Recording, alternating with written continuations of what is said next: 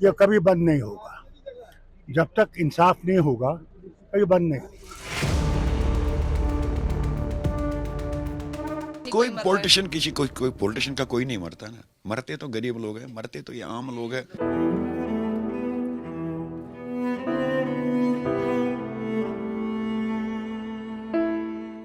90 के दशक में जो टारगेटेड किलिंग का सिलसिला शुरू हुआ, आज भी वो मारकाट का सिलसिला चलता आ रहा है। पिछले 1.5 साल में 14 कश्मीरी हिंदुओं को आतंकवादियों ने मार गिराया है। 2 दिन पहले पूरन कृष्ण भट्ट जो कि अपने घर के बाहर चल रहे थे, आतंकवादी आते उन्हें मार गिराते।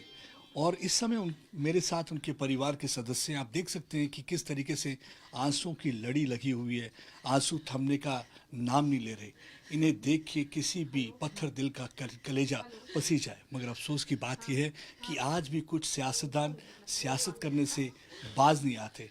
हम इनसे बात करना चाहेंगे क्योंकि हर शख्स यहाँ पे एक ही सवाल पूछ रहा है, क्या कसूर था पूरन भट्ट का, क्यों उसे मारा? और दूसरा सवाल जो वो सब कोई पूछ रहा है कि कब तक पूरन भट्ट जैसे निहत्थे लोगों को मारा जाएगा। मुझे मालूम है बहुत दुखद घड़ी है, मैं आपको ज़्यादा सवाल नहीं पूछना चाहता, लेकिन कभी कभी आपको लगता है कि इस शख्स को मारा क्यों, कसूर क्या था इसका? कोई गलती नहीं थी, यही गलती थी, वो यूं दो था बस, और कोई गलती नहीं थी उसकी। उसकी क्या गलती थी? वो इतना हेल्पफुल था, पूरे लोगों के साथ उसको फ्रेंडशिप था, बहुत अच्छा भाई की तरह बिहेव करता था सबके साथ। किसी भी गाँव में, आस पड़ोस के गाँव में किसी से भी पूछ लीजिए उसका नेचर बिहेवियर कैसा था। बहुत अच्छा था, बहुत नेक इंसान, बहुत नेक इंसान था। घर से डरता था जब से वो छठी गामा का हुआ था, वो इंसिडेंट हुआ था, तो फिर उस टाइम से बहुत डर था उसको, बाहर नहीं निकलता। घर में उसको मारने आए, घर से थोड़ा सा गेट पर था बस, और कोई गलती नहीं थी उसकी, कोई गलती नहीं थी, बस यही गलती थी, वो हिंदू था बस, और कोई गलती नहीं थी। अकेले कमाने वाले शख्स घर के लिए कोई सोर्स नहीं है उसका, इनकम का कोई सोर्स नहीं है, रजिस्ट्रेशन नहीं है उसकी, यही परेशानी थी। बहुत डरता था, बोलता था नहीं जाना तो है, मजबूरी है, यहाँ का खर्चा कौन चलाएगा, कौन देगा मुझे ये। बस यही था सर, जॉबलेस था, बेसी था, मगर जॉब नहीं थी उसकी। आपको लगता है कि ये भरोसा टूटा है क्योंकि विश्वास किया था 32 साल पहले वहां रुकने का? हमें पड़ोसियों ने ही रोका था, जो हमारे मुसलमान पड़ोसी थे उन्होंने ही रोका था। उन्होंने बोला था कोई कुछ नहीं करेगा, उनके भरोसे हम आज तक रहे थे, उनके ही विश्वास पर रह रहे थे। अब कोई विश्वास नहीं है, सब कुछ टूट गया। उसको घर में मारा, कुछ कोई गलती नहीं थी। उनसे पूछ लीजिए अब क्या गलती थी, क्या कसूर था उसका, कौन सा किसी को पैसा खाया, किसी का कुछ किया, कुछ नहीं था, कोई रीजन नहीं था, बस यही रीजन था, वो हिंदू था, बस टारगेट किलिंग की थी उसकी, बस और कुछ नहीं था। देखिए अपना घर बार चला रहे थे, अकेला शख्स था जो घर बार चला रहा था, वही पूरे परिवार का सहारा था।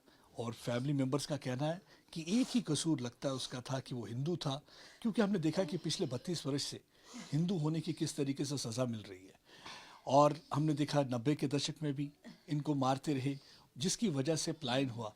लेकिन सबसे एक शख्स का कत्ल नहीं हुआ है, परिवार के लिए भरोसे का कत्ल भी हुआ है। भरोसे का कत्ल इसलिए हुआ 32 वर्ष पहले जब कश्मीरी पंडित हिंदू अपना घर बार छोड़कर जम्मू और कहीं और इलाकों में गुजर बसर करने के लिए गए, पूरन कृष्ण भट्ट के परिवार ने वहीं रुकने का फैसला किया। उन्हें एक भरोसा दिलाया गया कि आपके साथ कभी कुछ नहीं होगा। लेकिन आप देखिए कि परिवार को आज कितनी ठेस पहुंची है, उनको लगता है भरोसा। आप क्या चाहते, क्या इस समय सरकार से आप जो चाहेंगे? सरकार से तो 2-4 डिमांड है सर। एक तो हमारी रजिस्ट्रेशन अब होनी चाहिए। बच्चे इस सर्वे कैसे करेंगे? अब इनके पास कौन सी सोर्स ऑफ इनकम क्या है? अब सर कोई इनकम नहीं है। अब वो बाग शाग वो चले गए, अब कौन करेगा देखभाल? यही तो देखभाल कर रहा था, एक अकेला कर रहा था बेड। अब कौन करेगा उसकी देखभाल? अब बच्चों के साया, बच्चों का बाप का जो साया, माँ का साया, बाप का साया, ये तो नेचुरल है कि वो कोई गैप फिलअप नहीं कर सकता। छोटे बच्चे हैं जो शौक में हैं, अगर आप उससे बात करोगे वो न रो रहे हैं न क्राई कर रहे हैं। मतलब मसला ये है कि क्राई नहीं कर रहे हैं, शोर नहीं कर रहे हैं, वो अंदर से शॉक्ड है। सिर्फ आंसू और मैं शौक बोलती सब गंदे हैं, मुझे अपने पापा जी से बात करनी है, बस मैं किसी से बात नहीं करूंगी। उनके पापा जो कश्मीर में होते थे ना, सुबह ब्रेकफास्ट से पहले, नींद से उठने के बाद ही पहले वीडियो कॉल मेरे बच्चे दिखाओ, स्कूल के लिए तैयार हो गए, बस यही काम था सुबह मॉर्निंग में उसका।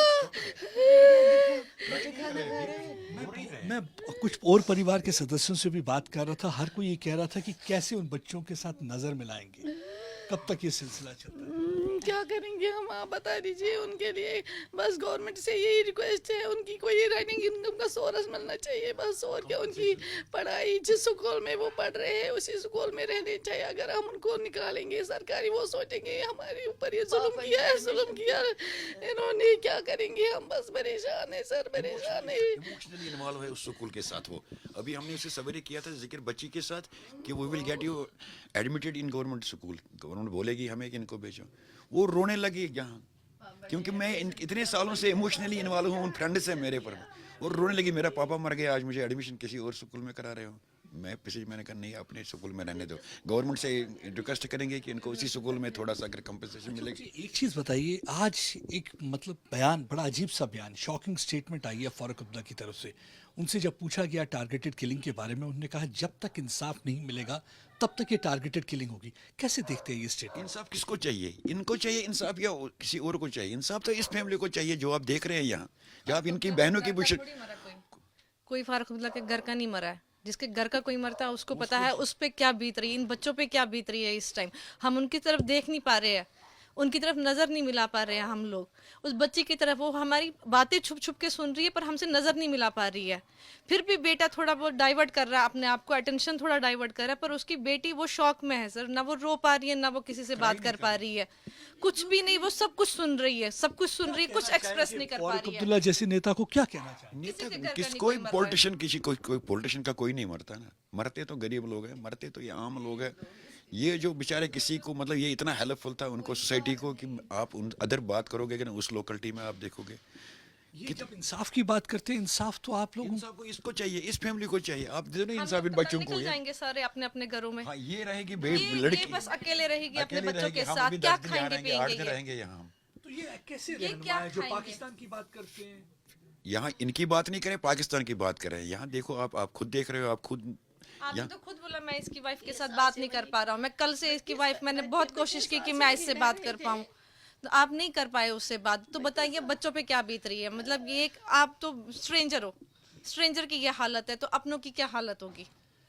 देखिए, सवाल पूछ रहे हैं फारूक अब्दुल्ला से, सवाल पूछ रहे हैं कि फारूक अब्दुल्ला साहब आप रहनुमा किन के हैं? लोगों के रहनुमा अगर हैं तो लोगों की बात करिए। अगर इंसाफ किसी कम्युनिटी को चाहिए तो कश्मीरी हिंदू और पंडितों को चाहिए, क्योंकि पिछले 32 वर्षों से इन्होंने सिर्फ खोया ही खोया है।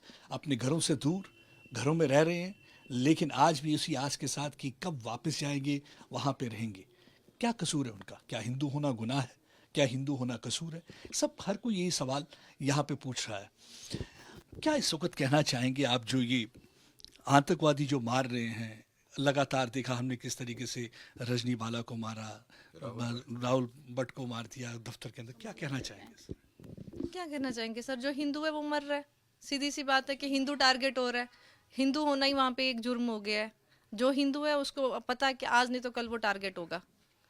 वहाँ पे बस हिंदू होना बहुत बड़ा जुर्म है, बहुत बड़ा। आपको दुख होता है? एक भरोसा दिलाया था उस वक्त, सबने कहा था कि आप रुक जाइए, आप रुक गए, आपका परिवार रुक गया। आपको दुख होता है कि आज सिविल सोसाइटी चुप बैठी है, सिविल सोसाइटी चुप बैठी है।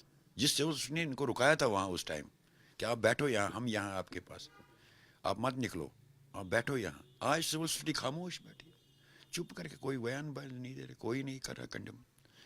इनको चाहिए था आज बाहर निकलना, भैया ये कौन कर रहा है, कौन है ये जो कर रहे हैं, बंदूक चला रहे हैं और इनोसेंट लोग पर कर रहे हैं। कि कोई पॉलिटिशियन नहीं है, कोई वो अफसर नहीं है, कोई डीएसपी पुलिस का अफसर नहीं है, आर्मी का अफसर नहीं है, एम्प्लॉय नहीं है, कोई किसी को नहीं है। ये किसके साथ इसका सिंपल ऑर्चिडिस्ट है, एक सिंपल ऑर्चिडिस्ट जो अपने बाग में काम कर रहा था।